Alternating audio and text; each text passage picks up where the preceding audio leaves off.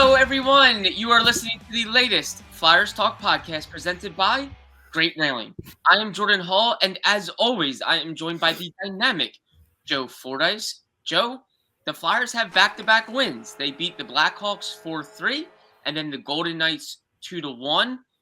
Just the second time in the year of 2022 that they put together consecutive wins. So some progress from the Flyers, and that March trade deadline is getting closer and closer on the 21st. Joe, overall, what did you think of the two wins? I thought the team played well. They responded well to Mike Yo's message, and they have two wins to show for it. You know, when you say that, just that it's the second time this season, it's one thing in the year of 2022. Right. That's what I mean. So when you say that, though, and we're in March, it's kind of hard to process that that's real. And especially when you consider that what was supposed to be the Olympic break really only amounted to, 8 or 9 days or whatever, 10 days, I guess. So the fact that they only have a couple instances where they strung together two wins, it just seems really hard to believe, but that's what this season has become. And, it's so you kind of get into this, like, did this really happen type of thing? Yeah. And when you look at the wins, the one thing is Chicago. The one win with Chicago, Chicago's a struggling team. They give up a lot of goals. The Flyers took advantage. They played hard. They kept coming back. They didn't go away in that game, and that was good to see. The win against Vegas was really, off the top of my head, I don't know if I would say it's the best win of the year, but a couple things stood out to me. One, Vegas is a desperate team. They entered the game in third place in their division, but they're only like 4 points from not being in a playoff spot at all.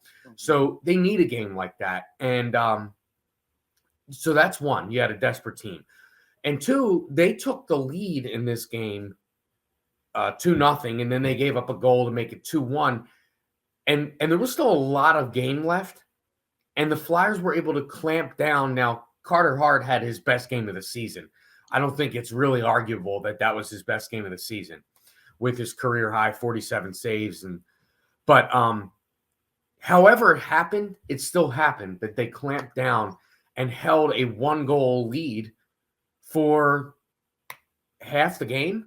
I mean, that's really something that, quite frankly, seems unheard of if you've watched this team's games this year, that they would hold that kind of lead, especially with the amount of pressure that Vegas was putting on them pretty consistently throughout this game.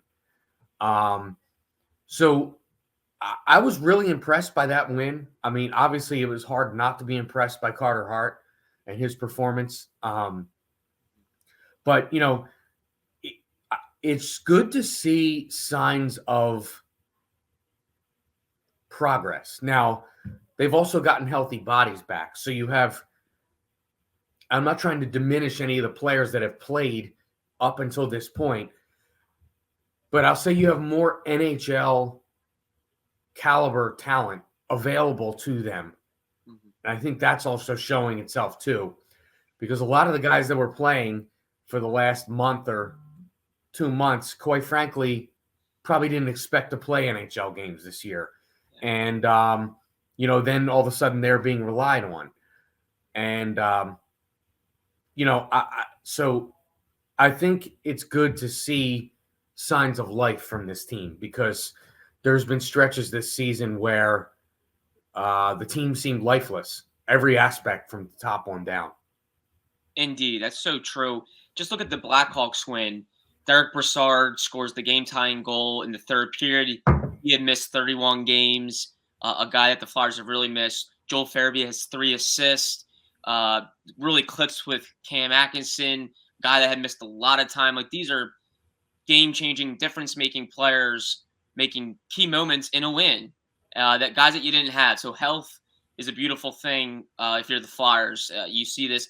Jerry Mayhew, a guy that had led them in goals since he came up over a pretty considerable stretch was out of the lineup because the Flyers had healthy enough bodies that they had decisions to make. He came back in the lineup in the Vegas game on the fourth line, but those are the decisions the Flyers have to make. And Joe, I agree. There was progress, and you have to put your finger on progress. You have to note that in this type of season. To me, the Blackhawks game, 3-2 deficit in the third period, they come back and win.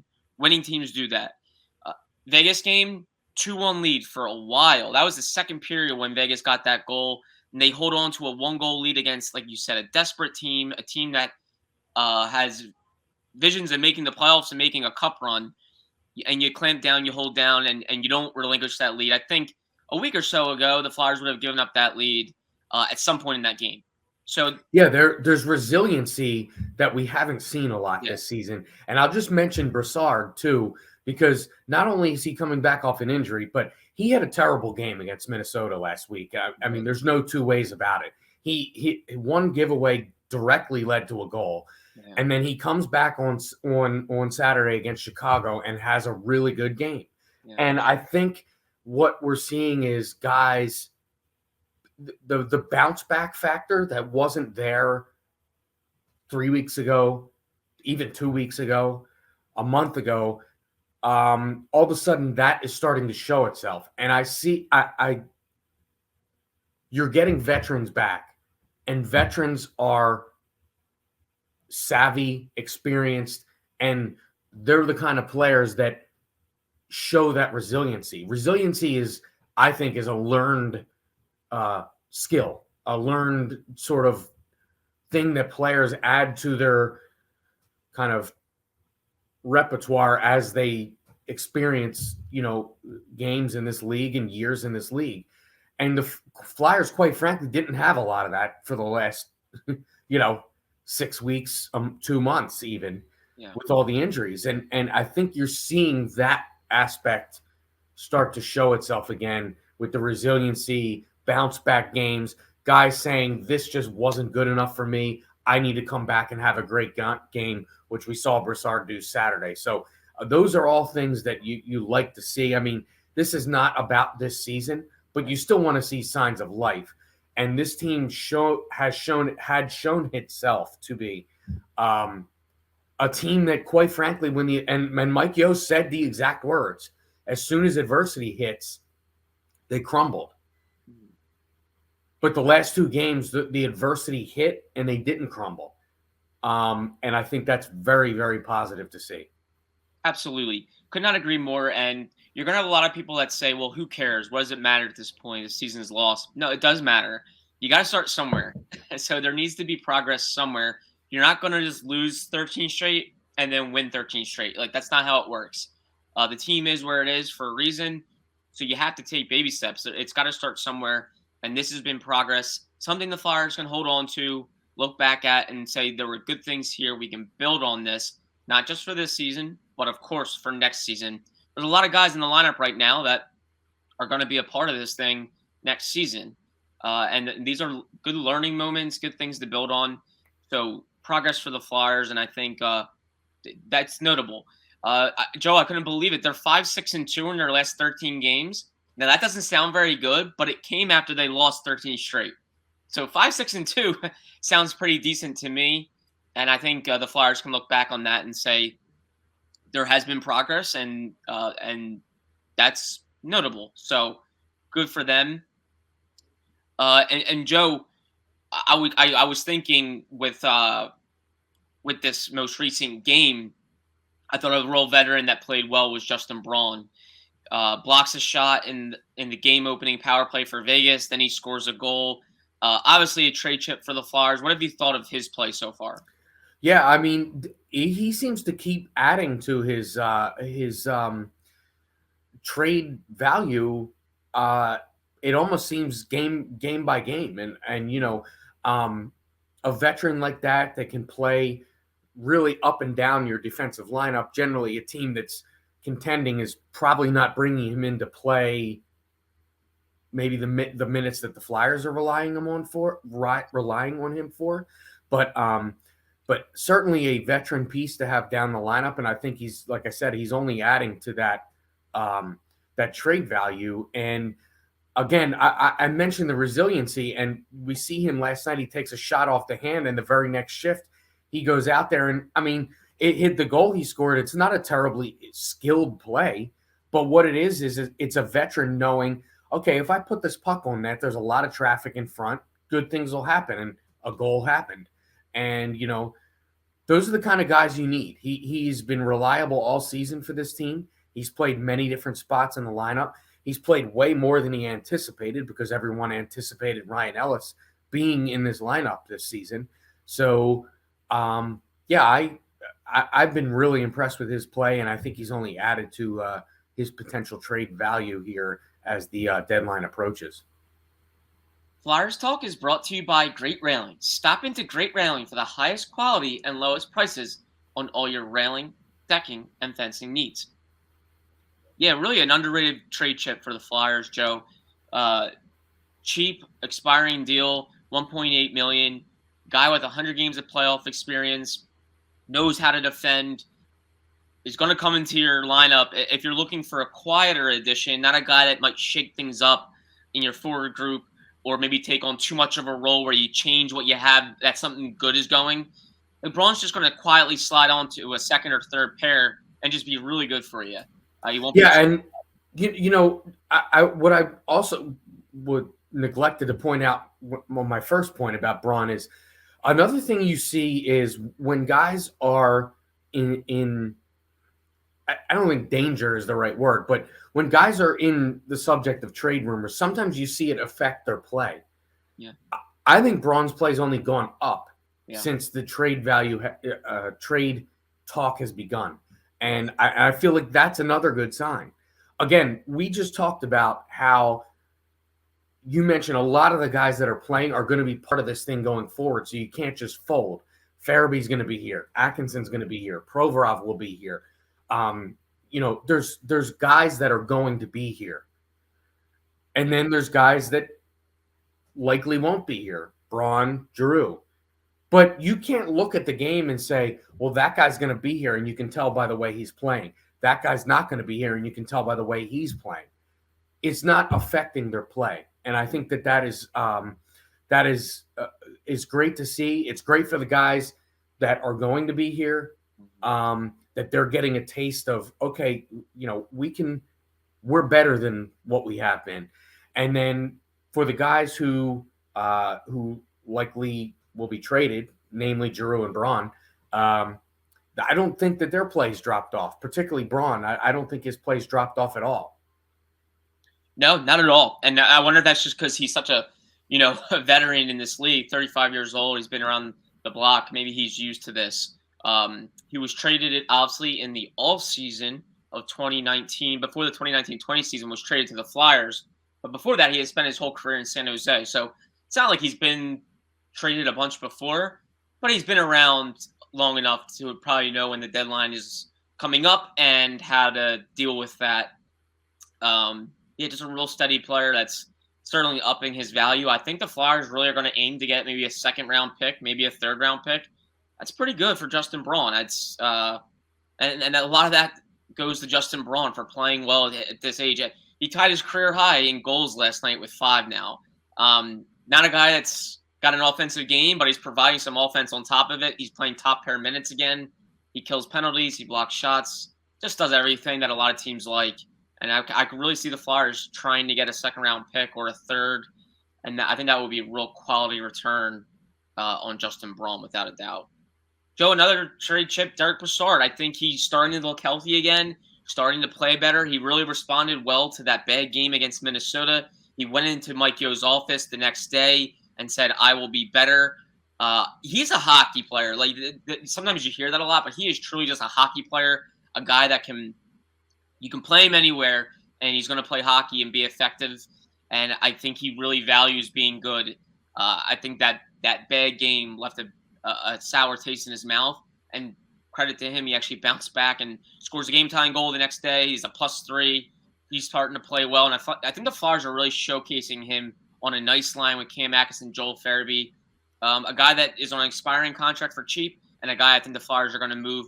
What have you thought about Brassard, and do you think they could get something for him? Well, here's the thing that stands out to me about Brassard. Now, he's missed a lot of time. He has a short sample size. The bounce back game, like we talked about earlier, to me is impressive.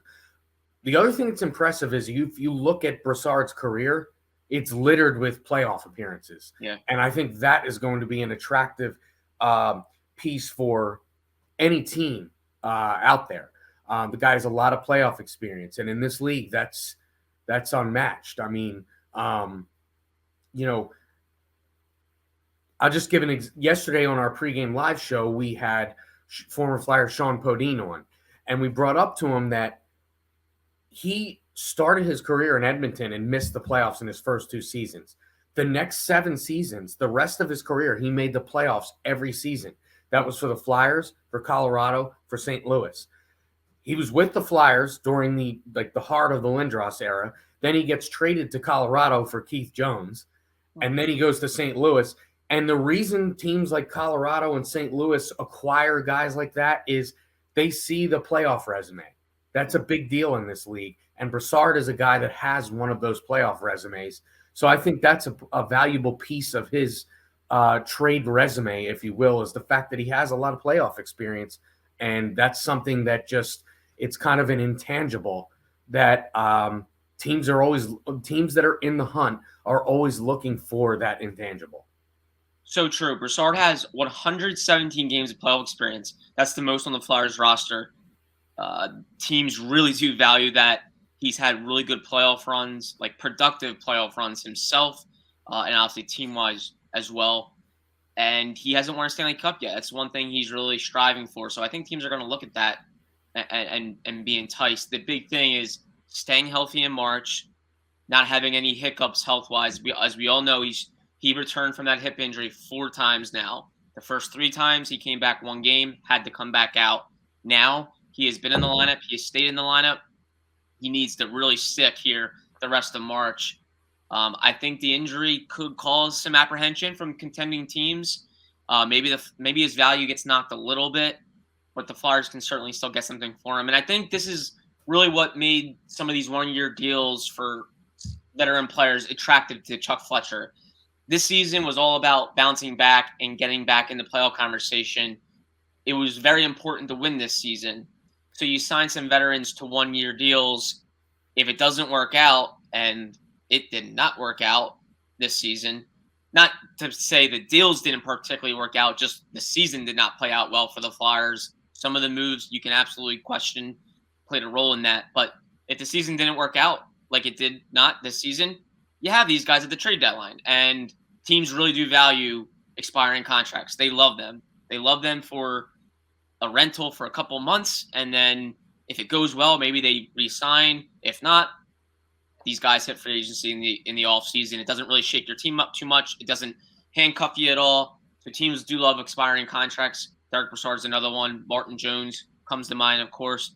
Backup goalie with great experience, starting experience, playoff experience. So the Flyers do have a lot of expiring deals that they're going to be looking to move without a doubt, and that's not even including some other trade moves, maybe hockey trades that could be a lot louder. We'll have to see what Chuck Fletcher has up his sleeve, but a decent position here for the Flyers. Joe, a couple of challenging games coming up here for the Flyers. Panthers and Hurricanes on the road. I think 2 more tests. I'm very intrigued to see how they play against these teams. I think if they're in these games and they can pick up a win, it's a real positive stretch. If they get 1 of 2 of these games, that's 3 of 4. That's 3 wins in 4 games. 2 of them against pretty quality teams, I would say. Well, the interesting thing too is a couple things here. We have yet to see this team really play with this kind of momentum. It's been a long time, put it that way, against another really good team. They're going to get 2 more really good teams on the road, as you mentioned. And I think the Flyers, unfortunately, are in a spot where teams may take them a little lightly. Yeah. And they sneak up on a couple teams. I'm not saying that's what happened against Vegas, but I think they're in that spot. When you're the Florida Panthers and the Carolina Hurricanes and you're going toe-to-toe with the Tampa Bay Lightning and with each other and the other top teams in the Eastern Conference, when you play the Flyers, it's human nature to not be as up for that game because of where they are in the standings. And I think the Flyers can sneak up on a couple teams to their benefit. They can build some of their own momentum by taking advantage of that. So I'm interested to see that. Um, you know, Florida has been one of the most consistent teams all year. Obviously, Carolina, probably the most consistent team all year. I think it'll be a very interesting pair of games. And then you get Montreal, who, the standings don't look good, but they've been playing very well lately. They have a couple of players, including Cole Caulfield, that are red hot. So I think this would be an interesting 3-game stretch, and that Montreal game comes on a back-to-back with travel, which I think it's been a long time since the Flyers have had that scenario. So very interesting stretch coming up. Absolutely. And I think, Joe, opposing coaches are going to be barking at their teams to not look at the Flyers record. Do not like that I do think the Flyers record is going to start to look somewhat deceiving because they do have players back. They have Joel Farabee back. They have Kevin Hayes back. They have Derek Brassard back. They are healthier. They do have guys back. Those are key pieces. You can even talk about Patrick Brown. He's been back on the fourth line now after missing some time. Key player. So the Flyers are healthier, and I think they are, not like substantially better, but they are better than I think what their record shows right now. I think opposing teams are going to have to really harp on that before these games of like, this is not a bottom 3 team in the league. It's better than that right now. Do not take them lightly. And these are big games for contending teams. Like, these are games they think they need. Like, you can't afford to lose these. So it'll be very interesting to see the dynamic of the Flyers being a hungry team with nothing to lose, other than just trying to gain progress and maybe showcase themselves before the trade deadline. And you're going to have contending teams understanding the importance of these games. Yeah, I don't think maybe not necessarily the Chicago game because Chicago's out of it too. But I think the Florida coaching staff and then Rod Brindamore and company in Carolina are going to be showing their teams this Vegas game. Yeah. And they're going to be saying, look, this is a desperate team in a playoff race, and look what happened to them. And again, I'm not saying Vegas took them lightly. Vegas played a really good game. Carter Hart just played really well. Yeah. But they're going to be showing it saying, look at how this team played against a playoff contending team. This is not a team to be taken lightly. And I can guarantee both of those coaching staffs, Florida and Carolina, are going to be showing video from this Vegas win that the Flyers had last night to their teams leading into these 2 games coming up here. And the fun thing, I think, if you're a Flyers fan and you're really looking for reasons to watch, Carter Hart, he has the potential now to steal games and put on a highlight reel type of show. I was watching the game, obviously, from the press box against Vegas, and you're watching Vegas' shot total climb and climb and climb, and Hart is making these desperate saves where the Flyers are pinned in their own end, and it's nothing but really Hart that's kind of keeping them above water. It's really fun to watch. It's fun to watch a young goalie like that bounce back from last season, and it makes you think more and more, this kid's going to be good, and when the Flyers are good again, you have to think he could be the backbone of this. So I think Carter Hart is a guy that is worth the ticket and worth the viewing if you're a fan, in my opinion. Yeah, absolutely. And you think about late in the first period there, he had all that commotion going on. He's got guys crashing into him. Yeah. And in the midst of all the commotion and bodies flying around, he still manages to make a save on a point-blank shot after he was already down. Yeah. He self-admittedly, he had a horrible season last year. And you had to think, if that happens last year, a goal is getting scored there. It just is. And this year, I've brought this up several times. It's almost like with everything else going on around this team, the injuries and the poor play, you're almost taking the fact that Carter is playing solid for granted. Yeah. It's almost like, well, that's not a problem anymore. Yeah. So it's refreshing, and maybe all of us need to kind of open our eyes and say, well, this is really impressive, because it was not that long ago we were kind of questioning, is this a turning point in this guy's career in the wrong direction? And I think he's answered all those critics this season for sure. That is so true. If you're looking for a silver lining, man, it is Carter Hart to this season because people I think were seriously starting to doubt just what he went through last year and is this the guy? Is this not the guy? I think a lot of us that watched very closely all believed he was still a very good goalie. I know we did, Joe, Taryn did. A lot of us all thought Carter was still a good goalie, but I think there was some doubt out there. It naturally creeps in when you watch a kid go through the season he did last year, and he has totally bounced back, and that's a real positive for the Flyers moving forward as they look for answers just about everywhere, other than probably goalie because Carter Hart's been very good. Joe Fordyce, thank you so much. It was great seeing you, great chatting with you. Joe Fordyce will have Flyers pre and post game live on Thursday, and he'll have it on Sunday as well. Catch it out and enjoy. Joe almost always has a mystery guest and plenty of good interviews and analysis on his shows. So, Joe, thank you so much as always. A big thank you to Ben Berry, our podcast guru and producer. And Flyers fans, as always, thank you for listening to the latest Flyers Talk podcast presented by Great Railing. Wherever you get your podcast, please rate and listen, and we can't wait to talk to you next time.